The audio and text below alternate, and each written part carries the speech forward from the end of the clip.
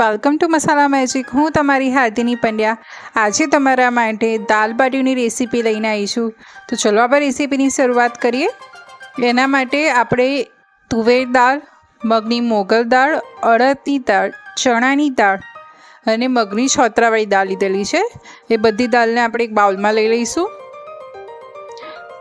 મેં મગની બે ટાઈપની દાળ લીધી છે, જગ્યાએ તમે મસૂર દાળ બી લઈ શકો છો। દાળ બાટીની દાળ પંચરવ દાળ હોય છે, જેમાં 5 દાળનો યુઝ કરવામાં આવે છે, એટલે તમે એની જગ્યાએ મસૂરની દાળ લઈ શકો છો।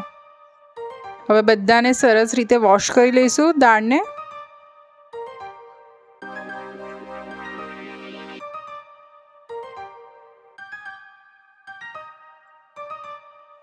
હવે દાળને મિનિમમ પાણી લઈને આપણે 1.5 કલાક સુધી એને પલાળવાની છે।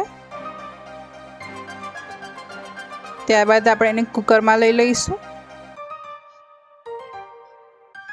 હવે તેમાં હળદર, મીઠું અને ઘી નાખી અને 5 વિસલ બોલાવી લઈશું। હવે બાટી બનાવવા આપણે ઘઉંનો જાડો લોટ લીધો છે, તમે એની જગ્યાએ ઘઉંનો ઝીણો લોટ અને રવો લઈ શકો છો। મીઠું લઈશું, હળદર લઈશું, અજમો લઈશું, તેલ લઈશું મોણ માટે,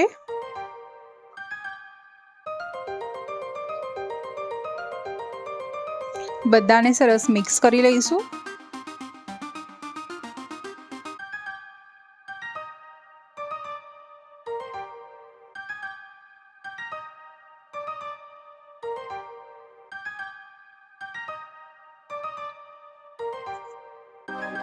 હવે આપણે ગરમ પાણીથી એનો લોટ સરસ બાંધી દઈશું।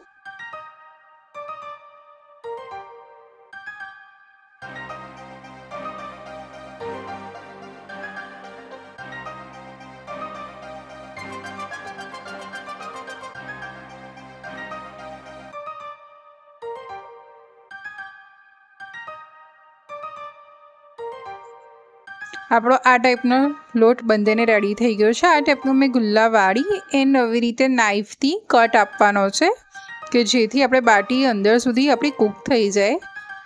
હવે એને મીડિયમ ફ્લેમ પર બધી સાઈડથી મીડિયમ બ્રાઉન થાય ત્યાં સુધી એને તળી લઈશું। તમે બાટીના કુકરમાં તમે એને બાટીને ચડવી બી શકો છો, લાઈક રોસ્ટ કરી શકો છો, બેક કરી શકો છો, બટ મને સ્પેશિયલી આવી રીતે થોડી ક્રિસ્પી બાટી ગમે છે, એટલે હું તળીને બનાવું છું। તમે એની જગ્યાએ અપમ સ્ટેન્ડમાં ઘીથી રોસ્ટ કરી શકો છો।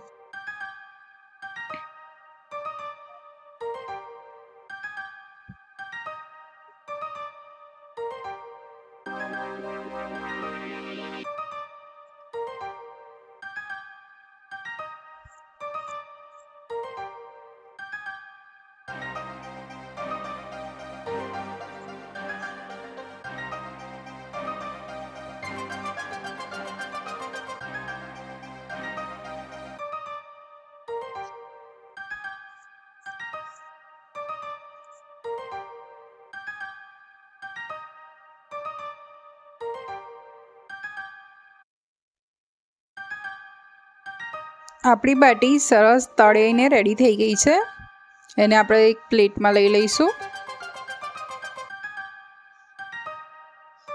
આ રીતે આપણે બધી બાટી પ્રિપેર કરી લીધી છે। દાળના વઘાર માટે તેલમાં જીરું લઈશું, વઘારના સૂકા મરચાં અને આદુ લસણની પેસ્ટ લઈશું, લીલા મરચાંની પેસ્ટ લઈશું, બધાને સરસ સાંતળી લઈશું।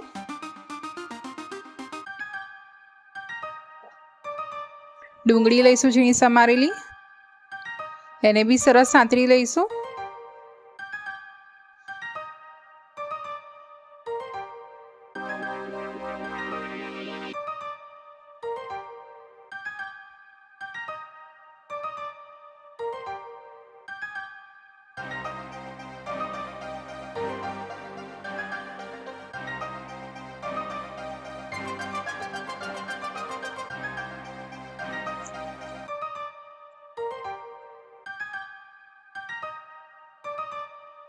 ઝીણા સમારેલા ટામેટાં લઈશું, એને બી સરસ કૂક કરી લઈશું।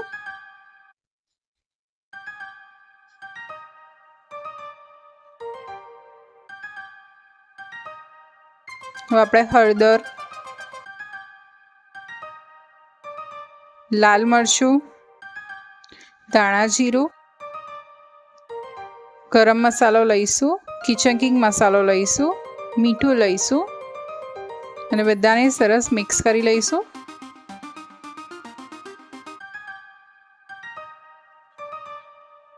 આપણા સ્પાઇસીસ સરસ તેલમાં સાંતળાઈ જાય એટલે સુધી આપણે કૂક કરવાના છે.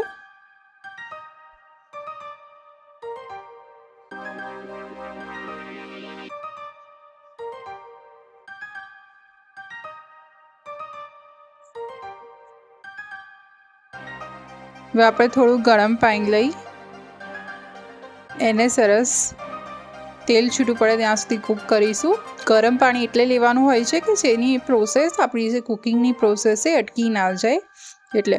હવે એમાં આપણે બાફેલી દાળ લઈશું.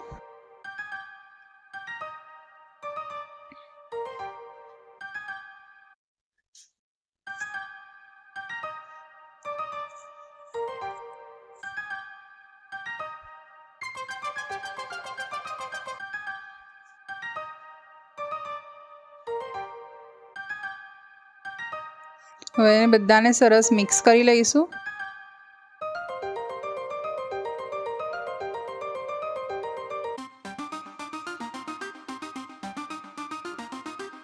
હવે ગરમ પાણી લઈશું, કન્સિસ્ટન્સી સેટ કરી લઈશું આપણે.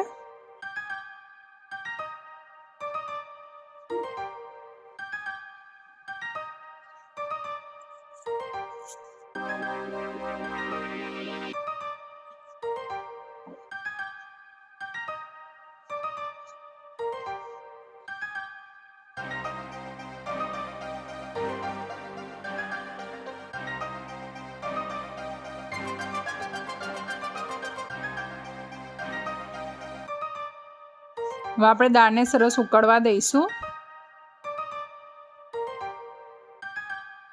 ત્યારબાદ ધાણા એડ કરી દઈશું. તો આપણી દાલ બાટીની દાળ રેડી થઈ ગઈ છે. હવે આપણે સર્વ કરી લઈશું.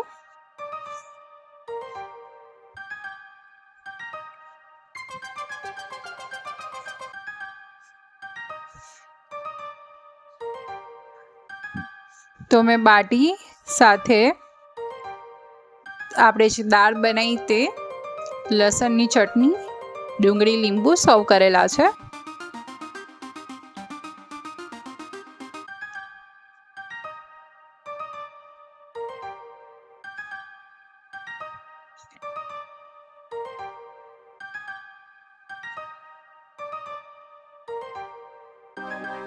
તો આપણી દાલ બાટી રેડી થઈ ગઈ છે. હવે બીજી નવી રેસીપી સાથે ફરી મળીશ. આવજો. જય શ્રી કૃષ્ણ.